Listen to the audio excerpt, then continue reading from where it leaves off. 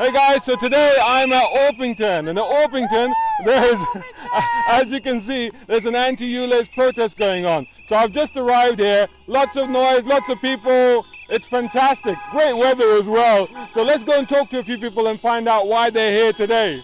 Brown car guy.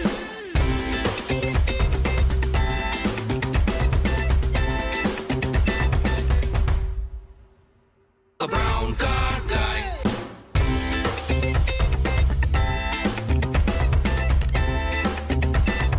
Brown car guy. Gareth Bacon, MP for Orpington. I think it's time we had a little chat. That's right, buddy. I want you to first of all encapsulate for me why it is that you're standing up against the ULEZ expansion. Basically, this is one of the most dishonest policies I've ever encountered. The mayor is claiming this is about air quality, but it's not. What he's actually trying to do is fleece people. And he's telling lies about why he's fleecing people. He claims about air quality. There's a report that was produced after his consultation, an independent report that he couldn't control, that showed it would have a minor to negligible impact. So it's not really about air quality, it's about raising money. And the people he's hitting are some of the poorest people you'll find anywhere. Pensioners, social care workers, people that just simply can't afford to replace their vehicles or to pay the charge. Standing right behind you right now, we've got tractors coming from some of our farms. Some of these vehicles are going to cost hundreds of thousands of pounds to replace. People cannot afford this. And he's doing it, he doesn't care. He's never been here as far as I know, he just doesn't care about places like this. And these people you're seeing here, these people are badly affected by it, and that's why they're here today. You know, it's interesting. I want to touch a little bit on a couple of the points you mentioned here. I mean, I came up here on the train, and it was a beautiful ride up. I was looking out the window, and I thought I was out in the country, honestly. Yes. That's what it felt like. Yeah. But apparently there's a public health emergency going on, and as we're standing here, we're both dying slowly. Yeah. But in all seriousness, what about the claims that 4,000 lives would be saved by expanding this? It's complete and utter nonsense. So he's reporting a figure that was produced a very long time ago that said that air quality in London, air pollution in London was contributing to the early deaths of 4,000 people. That's contributing, not causing. He is now claiming it is causing. And of course this is based on modelling. It's not based on real numbers, it's not based on real people. And he's using that claim all the time. Now, if there really was a public health emergency, and this was the answer, why wasn't it in his manifesto in 2021 when he got re-elected? That wasn't that long ago. He didn't have any mention of expanding the ultra-low emission zone to Greater London boundary. The only reason he's doing this is to raise money. It's not about public health. You're right, we are in, this is Kent more than it is London. You go to parts of my constituency, you go to places like Down, Cudden, Biggin Hill.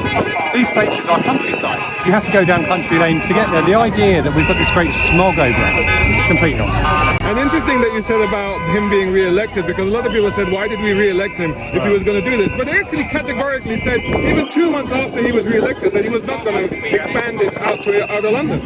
He said, what he actually said was, if there's overwhelming opposition, I won't do it.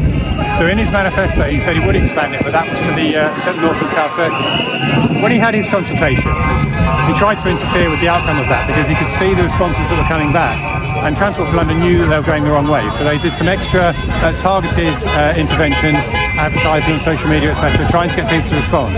And the result that came out was over 60% of people said no. 70% of people that live in outer London said no, and 80% of businesses said no. I think that's overwhelming. And he's now saying, oh, well, of course, it was a consultation, not a referendum. It's scandalous. It's such bad policy. It's going to hurt a lot of people for no gain.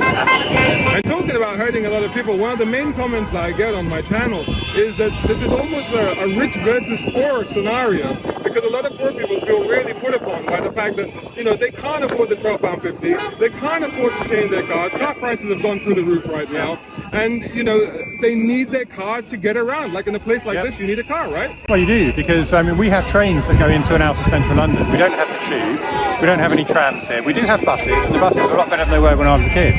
But they don't cover the whole constituency particularly well. They can be quite erratic in certain parts because, as I said earlier on, large parts of this constituency is rural, and lots of outer London is the same as that. And Sadiq Khan just doesn't seem to know or care about any of this. This is about raising money, it's not about anything else. And do things like this help? Do protests help? Yes, I think they do, because apart from anything else, you can see the weight of feeling. And it raises the profile of how people are really feeling about this. I mean, I've been trying to make noises in Parliament for about a year on this, and now it's really starting to take off because people are seeing it's coming. And this does, because I think the mayor's facing re-election in May next year. It needs to be very careful with this because he's attacked the whole of Outer London. He's given Outer London a reason to turn up and vote and get rid of it. And I hope that they do. And what actually can be done to stop this? I know there's a judicial review that the process has just started. Realistically, what are the chances of that? Well, there's 4 London boroughs, including Bromley, where we are now, and Bexley, Hillingdon and Harrow, I think is the other one, and Surrey County Council. They've launched a judicial review. Now, one of the reasons that they could overturn it, the court, is on predetermination. There is evidence, as I said earlier on, that the Mayor interfered with the consultation. He bought all of the cameras, that's £200 million of expenditure, before he even launched the consultation. That looks a lot like predetermination. So they could potentially stop it on that. I hope that they do. If they don't, then of course we've got an election next year. And I think getting rid of him would also get rid of the extension of the zone. On your experience, what do you think the chances are of this now being at least delayed, if not stopped? Well, it's 50-50, I would say. I mean, the Mayor's invested a lot in this now. I don't just mean money. He's put a lot of political capital in it. And a lot of this is to do with his ego. So I'm not sure that he's going to climb down. I think he's going to try to see it through. And if he does, then I think he needs to pay for that in the ballot box. Looking at the bigger picture, people are, well, in fact, even the Mayor is already talking about bringing in pay per mile. And we're already looking at things like LTNs, low traffic neighborhoods, 15-minute cities, 20-mile-per-hour zones. A lot of people feel this is like some sort of a war on the motorists that's happening now. Well, it is. I mean, let's be honest, that's exactly what it is. And I think he's attacking people for no reason at all. There's no particular gain on this. It's become an ideological crusade. It's almost like a religion with certain people, especially with him. And it's hurting real people for no reason. And it needs to stop. So today we're seeing a lot of wonderful little classic cars driving around here, also protesting against the ULEZ. Now, one of the things about classic cars, something that affects me personally as well, is that classics in the UK, historics are regarded as 40 years plus, whereas FIVA, the International Federation of Ancient Vehicles, regards them as 30 years plus. Is there any chance of at least getting that reduced down to 30 so we can enjoy classic cars in the London area that can be exempt? I think there's probably a chance, but I don't think the Mayor will do it. And the reason why I don't think he'll do it is he's pursuing this policy ideologically, and he will say, and this sort of highlights the inconsistency of his view, he will say this is about cleaning up the air, and it doesn't matter about whether it's 30 years, 40 years, if they make the air dirty, then we should ban them. But he's not banning them, he's charging them. And he likes to say this is the equivalent of banning smoking in pubs. But it isn't, of course, because nobody said you can smoke in a pub if you pay me £12.50. But that's what he's saying here. So either it's a public health emergency or it's not. If it is, why are you allowing people to drive and charging at the same time? And the truth is, it's not about cleaning up the air, it's about raising money. It's also going to hurt London's economy to a great extent, isn't it? Not just because of, the classic car community, classic car industry, but businesses, traders driving in and out of London, people getting supplies. I mean, do we know how much of an impact it potentially could have? Well, it's gigantic. We don't have a number on it. But I mean, you've touched on various people that get hit by this. Social care workers who are quite low paid, they need their cars. They can't afford newer cars. Half of London's police officers, half of London's firefighters, 20% of the people who work in my local hospital live outside Greater London and have to drive over. These people are all going to get smashed up with it. You touched on traders, on retailers. It's going to cost them more money to get supplied. That's going to get passed on to their customers. A lot of their customers. So where we are standing right now, we're very close to the border of Greater London. Sevenoaks is just down there. A lot of people from down there won't come here. They won't come to Orpington to shop anymore because they can't afford it. This is going to have a massive and seismic effect on Outer London, and I just don't think the Mayor cares. Gareth, thank you so much for taking the time to talk to me, and keep up the great work, and wish you great luck. My pleasure to meet you. I will certainly keep up the fun. Hey there, lovely blustery day here in the Orpington roundabout. Tell me who you are and why you're here today. My name's Sharon. I run standing pub in Orpington. I'm here because I work with elderly people for a living, and I have seen how much this is going to actually affect not only older people, but their carers, their relatives, and it's unfair. I'm Suzanne, and I'm against all this government control. It's just been going on far too long, and people need to wake up. Lee, great to see you again, man. So good. We've been meeting at Trafalgar Square. We're now here at Orpington. So why do you keep turning up to these things? Well, do you know what? I'm just so passionate about this because I'm a born and bred Londoner. I love London. London's my city, and Khan is destroying it. I've got 2 non-compliant cars, and I'm not going to sell them. If I can't, I'm going to keep them. But the big picture for me is the number of people that are going to be affected by this. And at the time when we've got a cost of living crisis, people can't afford it, and Khan has been lying. And all this about the clean air, etc. Trust me, I want to breathe clean air. I want my wife, my grandchildren all to. But no, this is wrong. This is just about him getting the money so he can prop up the mistakes he's made with TfL. Sorry, Khan's got to go as soon as possible. I want that man to resign and go, and let's get London back on track. And I know one of your cars is an MG, isn't it? What else have you got? Yeah, I've got two. I love my MGs. I've got an MGF Mark II and a beautiful MGR 3.9 litre. That must be awesome to drive. Yeah, it is. I'll take you out for driving it one day. Okay, that's a date. Yeah, absolutely fantastic. But keep up your good work, Brown Car Guy, because we need people like you. And we need everyone to open their eyes, because this is just a precursor for pay per mile. Everyone, all these people in the future will be paying to come in to the city that we work hard for. We love London, but I don't want to be paying every time I take my car. Hello, my name's Ronnie, and I'm here today on behalf of our rural community in the London Borough of Bromley. Now this is very interesting to me. How does it affect the rural community? A, it's interesting that there is a rural community that falls into the expanded ULEZ area, and B, how does it actually affect them? Okay, so it affects us. It affects us on the supply chain. So our farmers are in Kent. So then, if they come up from Kent to deliver us hay and straw or feed, they have to come into London Borough of Bromley and get charged. Also, we use people like farriers who shoe our horses. They're from out of the borough as well. They have to come in. Our feed supplies. It's like a chain that hits as a knock-on effects for all our small sole traders and everybody else. So it affects everybody. It's incredible, isn't it? Because when we talk about London, we don't really think about that aspect at all. Because as well as Bexley, as well, another London borough, they're rural boroughs, and our air is clean. And it feels that, you can see from this protest today, and we protested at Trafalgar Square, that we don't need this in this cost of living crisis. It's not fair on anybody. Now we're standing here among some tractors. Are tractors also affected by the ULEZ expansion? Yes, so they'll have to pay to come in and out. And I think as well, Mr. Khan banned red diesel, which was the diesel that the farmers needed to farm, and they've got rid of it. So, again, it's everyone's being hit by this.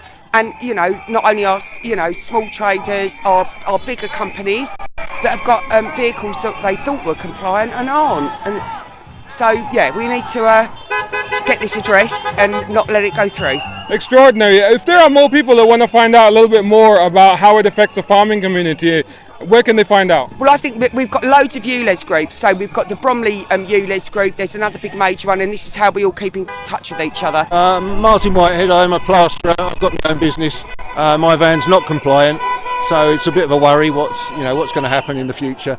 So I'm dead against all this. It's the £12.50 a day. Do I pass it on to the customer? Do I swallow it myself? It's a lot of money when you work it out over the course of a week, a month, a year, whatever.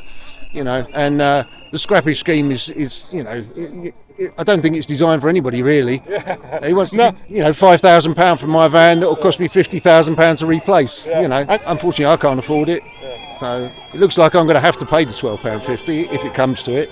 Oh my goodness, so that's going to be passed on to the customer. So even the people that think that ULEZ is not going to affect them, this is how ULEZ has an effect on everybody. Exactly, yeah. I mean, it's a lot of money, isn't it? £12.50 per day. I mean, when you think about it, a lot of jobs you do aren't just a day's work, they're 3, 4, 5 days work. So, you add that all on, it makes a big difference. And people are going to notice it.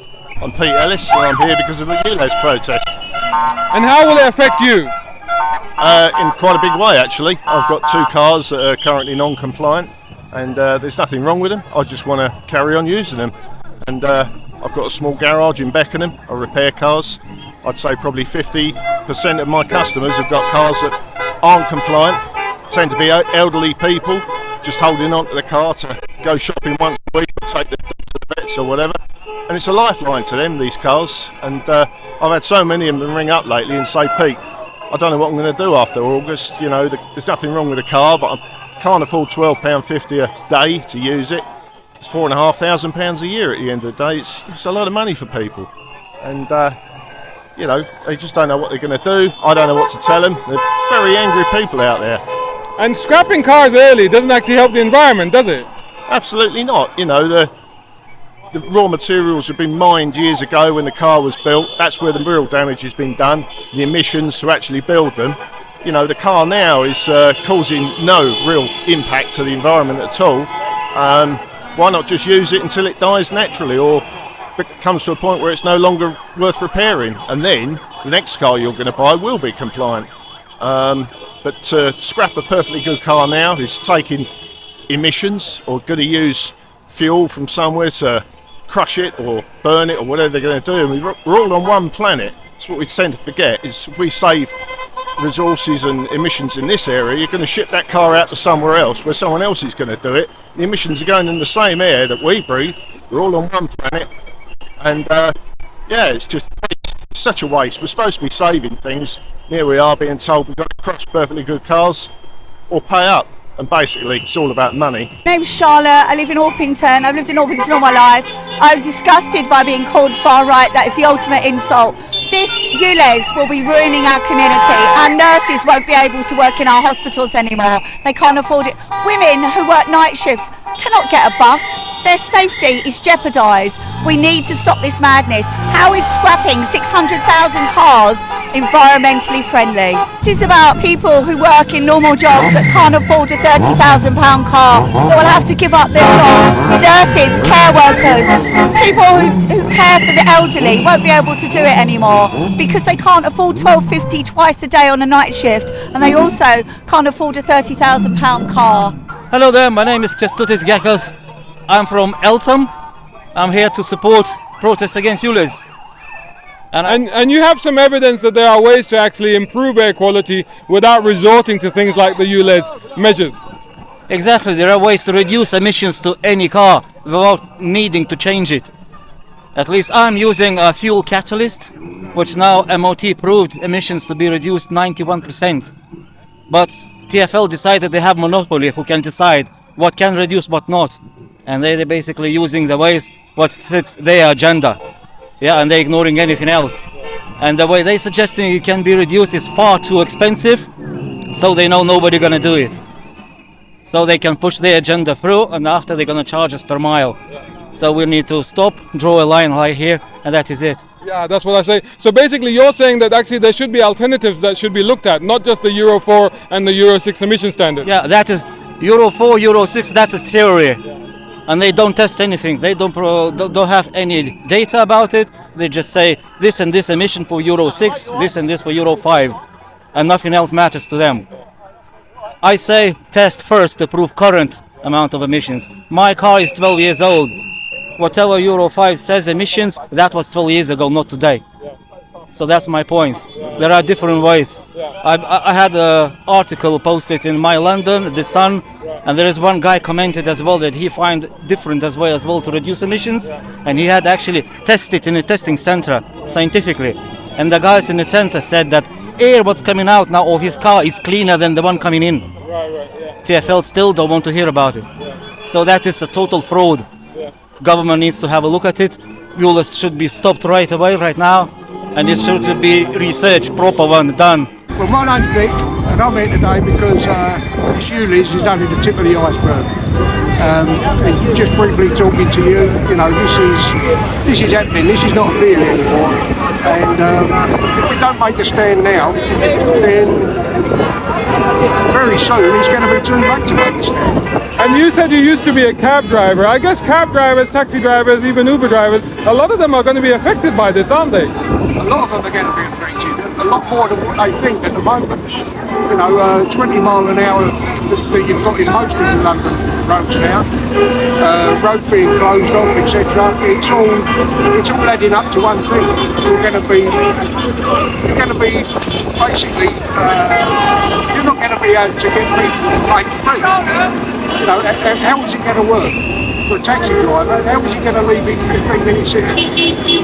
Or is he going to change over customers when he gets to the border in these 15 minutes? You know, it's getting ridiculous. Can you make that out? So there you go. This is the protest that's happening. Anti-ULEZ protest has happened here at Orpington at the War Memorial roundabout. and forgive me in advance because the sound, I would have had some issues here because A, it's very, very blustery here, and B, it's extremely loud, as you can hear. So it's been a bit tricky, but I've tried to bring you some interviews with some of the people here. I hope that you've enjoyed that. Please continue to like, share, comment, etc. Brown car guy. Hope you enjoyed that video. If you did, please hit the like button and share this video as well if you can. And while you're at it, check out these guys who also sponsor my content. I am deeply grateful to them because it helps me to buy new equipment, put fuel in the cars, and yes, buy a cup of coffee. You can do the same. Just go here or right here on YouTube. Just hit these 3 little dots down here and click on thanks. Make sure you're signed in first. My content is free, but this is how you can help me keep it that way. I may even send you a gift. Oh, by the way, watch this next.